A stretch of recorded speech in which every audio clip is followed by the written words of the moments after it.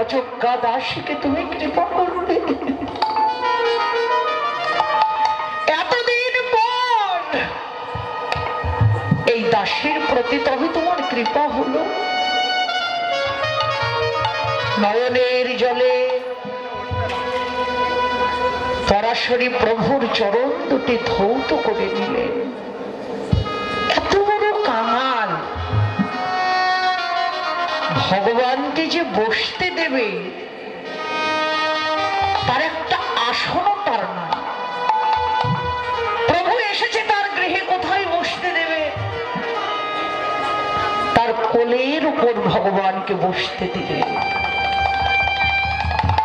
কিন্তু সেবা দেবে কি? এত বড় কাঙাল, ভগবানের বদনে যে কিছু সেবা দেবে এই প্রসাদটুকু তার ছিল না। ছিল বহুদিনের গলে যাওয়া, পচে যাওয়া একটা কদলী ফল। ভগবানকে কোলের উপর বসিয়ে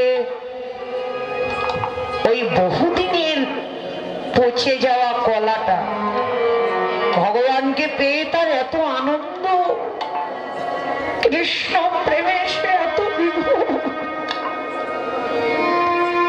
প্রভুর বদনের দিকে তাকিয়ে পরাশরী সেবা দিচ্ছে, আনন্দে বিভোর হয়ে হাত থেকে কখন যে কলার শ্বাসটা ফেলে দিয়েছে এদিকে তার কোনো লক্ষ্য না। পচে যাওয়া ওই কলার চোচাটা, শ্বাসটাও নয়, ওই কলার চোচাটা এত ভক্তি ভরে সেবা দিচ্ছে। ভগবান ওই পচে যাওয়া গলে যাওয়া কলার চোচাটাই সেবা করছেন। তিনি যে নিজেই বলেছেন, ভক্তি ভরে ভক্ত আমাকে যাই দিক না কেন, ভক্তি ভরে ভক্ত আমাকে যা দেয় সেটাই যে আমি পেয়ে থাকি। এত ভক্তি ভরে সেবা দিচ্ছে ওই কলার চোচাটা, ওই পচে যাওয়া কলার